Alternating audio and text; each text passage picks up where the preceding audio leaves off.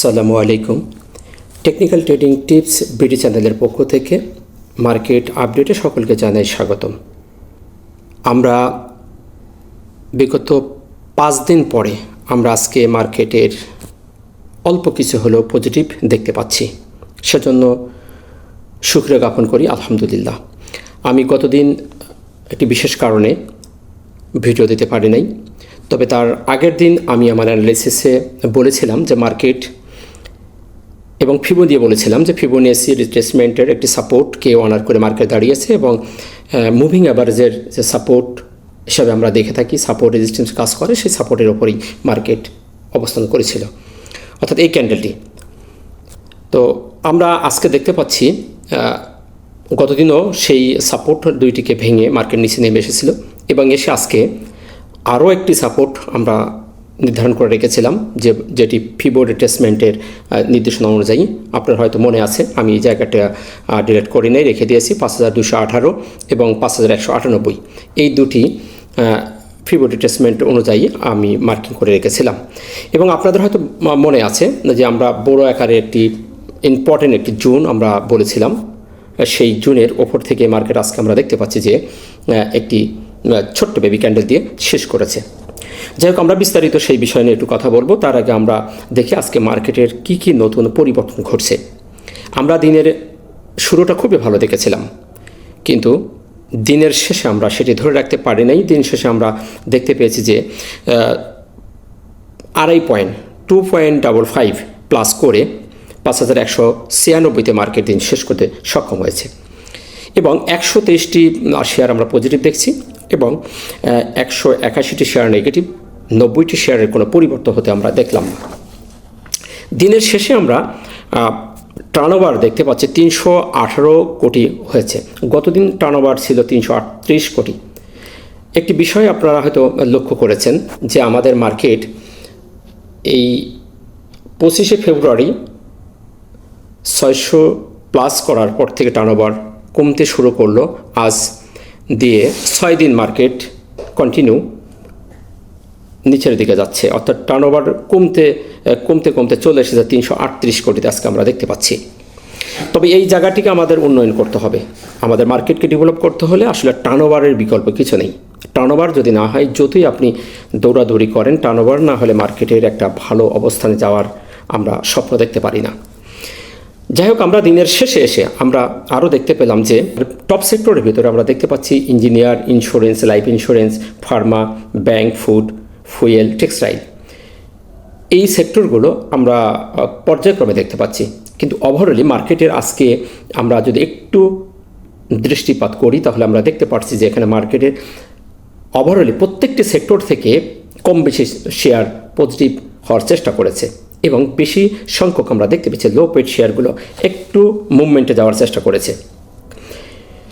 যাই হোক, এদিকে আর কথা বাড়াবো না, আমরা সরাসরি আজকের মার্কেটের প্রাইস অ্যাকশন এবং আমরা মূল চার্টে চলে যাচ্ছি।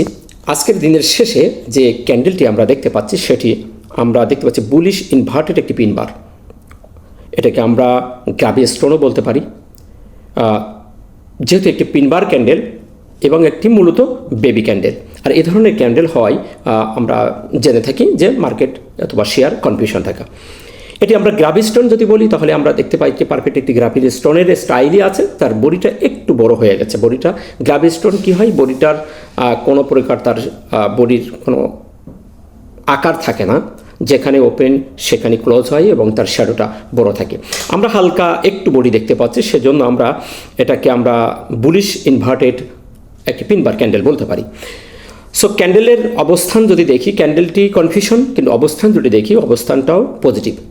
পজিটিভটার কারণ যদি দেখি, আমি একটু বলার চেষ্টা করছি। আপনার হয়তো মনে আছে, আমি আপনাদের এই যেটা সুইং ছিল আমাদের, সেই সুইং লোটা আমি বলেছিলাম যে অত্যন্ত একটি গুরুত্বপূর্ণ জায়গায় অবস্থান করছে। এই জায়গার থেকে আমাদের মার্কেট যদি ভেঙে যায় তাহলে আমাদের মার্কেট আরও বড় আকার একটি পতন হওয়ার সম্ভাবনা আছে।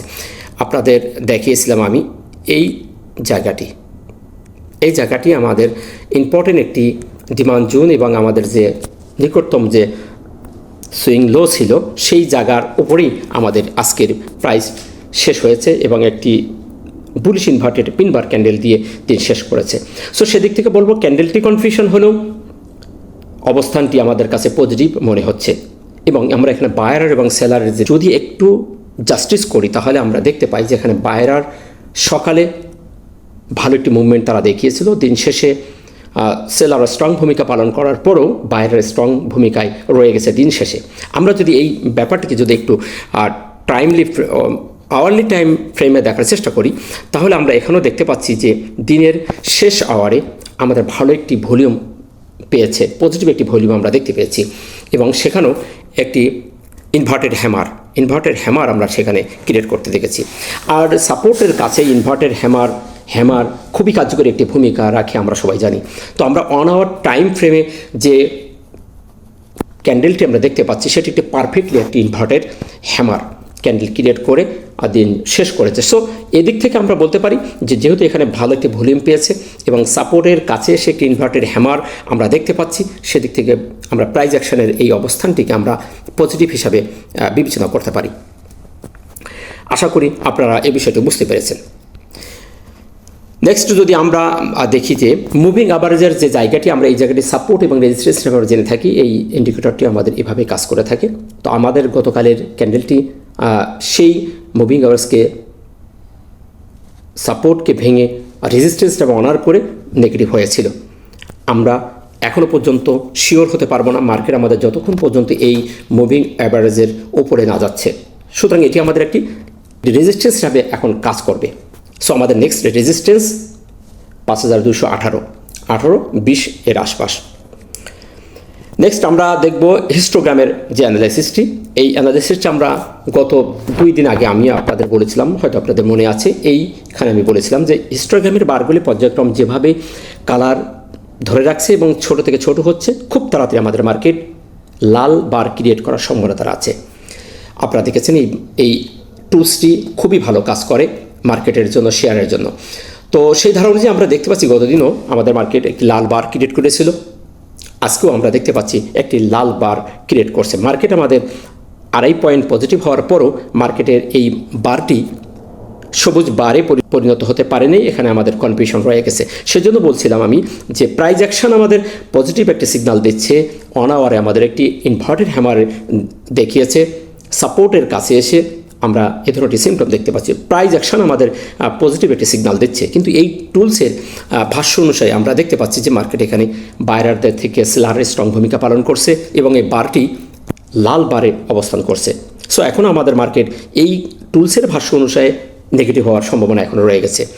আমরা যদি এমএসিডির যে রেখাটি সেটি ক্রস ওভার হয়ে নিচে চলে এসেছে এবং তার মুখও নিচের দিকে রয়ে গেছে। এখন কি হতে পারে? এখন মার্কেটকে পজিটিভ হতে হলে, ভালো একটি মুভমেন্টে যেতে হলে এই বারটি হালকা লাল বার হতে হবে। যদি আগামীকাল মার্কেটে এ ধরনের একটি 2 ফেব্রুয়ারির মতো এ ধরনের একটি হালকা লাল বার যদি আমরা মার্কেটে দেখতে পাই তাহলে, এবং সবুজ একটি প্রাইস অ্যাকশনের ক্যান্ডেলস্টিক হতে হবে। যদি হয় তাহলে আমরা ধরে নিতে পারি যে মার্কেট আমাদের এখান থেকে আর নামবে না, সামনের দিকে যাওয়ার সম্ভাবনাটাই সবচেয়ে বেশি থাকবে। এখন আমাদের দেখার বিষয় আগামীকাল এই বারটি হালকা লাল বার হচ্ছে কিনা। যদি আবারও কালকে এবার লাল হয় তাহলে আমাদের মার্কেটের নিচে আসার সম্ভাবনা থেকে যাবে। আশা করি এই বিষয়টি আপনারা বুঝতে পেরেছেন।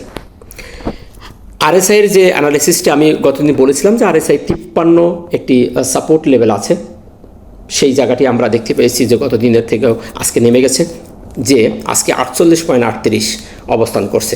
আরও একটি বিষয় আমরা এই আরএসআইয়ের অ্যানালিসিস থেকে আমরা দেখতে পাচ্ছি মার্কেট আমাদের একটি ডাউন ট্রেন্ড করেছে, কিন্তু আমরা যদি এই জায়গাটিকে যদি একটু আরএসআইয়ের যে একটু ডাইভার্জেন্ট হচ্ছে সেই জায়গাটা আমরা এখানে দেখতে পাচ্ছি যে আরএসআই আমাদের এখানে একটা ডাইভার্জেন্ট করছে। আর আরএসআই ডাইভার্জেন্ট অনেক ভালো একটি কার্যক্রম রেখে থাকে মার্কেটের ক্ষেত্রে, ভালো কাজ করে আপনারা জানেন। আরএসআই বলছে সামনের দিকে মার্কেটে যাবে, মার্কেট বলছে প্রাইস অ্যাকশন বলছে মার্কেট নিচের দিকে। সো আমাদের এখানে একটি বিপরীতমুখী একটি রিয়াকশন আমরা দেখতে পাচ্ছি। প্রাইস অ্যাকশনের চার্টে যদি দেখি, আমরা চার্ট অ্যানালিসিসে দেখতে পাচ্ছি সেখানে মার্কেট আমাদের বিগত 6 দিন মার্কেট নিচে নেমেছে এবং মার্কেট আমাদের ওভারঅলি মার্কেট এখান থেকে আমাদের মার্কেট যদি দেখার চেষ্টা করি, আমরা 27 অক্টোবর থেকে মার্কেট নেগেটিভ অর্থাৎ নিচের দিকে মাথা ঝুলে আছে, কিন্তু আরএসআই এখান থেকে শুরু করে আজ পর্যন্ত মার্কেট সেই 27 তারিখের নিচেই মার্কেট আসে নেই। অর্থাৎ আরএসএ একটি ডাইভারজেন ক্রিয়েট করে দিক নির্দেশনা প্রদান করছে যে মার্কেট খুব তাড়াতাড়ি আরও সামনের দিকে যাবে। সো এখন আমাদের এই ডাইভারজেনের যে একটি সাপোর্ট লেভেল, এই জায়গা থেকে মার্কেট না আসা পর্যন্ত আমরা আশা করতে পারি যে মার্কেট এই জায়গায় এসে মার্কেট আবার ঘুরে যাবে। আশা করছি এই বিষয়টা আপনারা বুঝতে পেরেছেন। সো এই ছিল মার্কেট নিয়ে সংক্ষিপ্ত আলোচনা। আশা করি আপনারা বুঝতে পেরেছেন। রমজান মাস, তাই আর বিস্তারিত আপনাদের বললেও ভালো লাগবে না, শর্টকাটের ভিতরে আপনারা বুঝে নেবেন। মার্কেট আমাদের একটি সাপোর্ট লেভেলে চলে এসেছে, আমাদের নিকটতম যে সুইং লো সেই জায়গায় এসে দাঁড়িয়ে গেছে এবং একটি 1 আওয়ার একটি ইনভার্টেড হ্যামার ক্রিয়েট করছে এবং একটি বুলিশ ইনভার্টেড পিনবার ক্যান্ডেল ক্রিয়েট করছে। ওভারঅলি সামার হিসাবে যদি বলি, মার্কেটের একটি দ্বিমত পোষণ করছে, কনফিউশনের ভিতরে মার্কেট আছে। প্রাইস অ্যাকশন বলছে পজিটিভ, আমাদের কয়েকটি ইন্ডিকেটর বলছে নেগেটিভ। সো এই নেগেটিভ এবং পজিটিভের মধ্য থেকে আগামীকাল মার্কেটে যদি বায়ার স্ট্রং ভূমিকা পালন করে ভলিউম বৃদ্ধি পায়, তাহলে আমাদের মার্কেট এখান থেকে ইউটার্ন নিয়ে সামনের দিকে যাবে, এটা আমরা আশা করতে পারি। সো নিরাশ হওয়ার কিছু নেই। মাহে রমজান মাস, ধৈর্য ধরুন, নিশ্চয়ই আল্লাহ আমাদের সহায় হবেন। ভালো থাকবেন। ভিডিওটি ভালো লাগলে লাইক, শেয়ার, কমেন্ট করে অন্যকে দেখার সুযোগ করে দেবেন এবং চ্যানেলটি সাবস্ক্রাইব করবেন। আসসালামু আলাইকুম ওয়া রাহমাতুল্লাহ।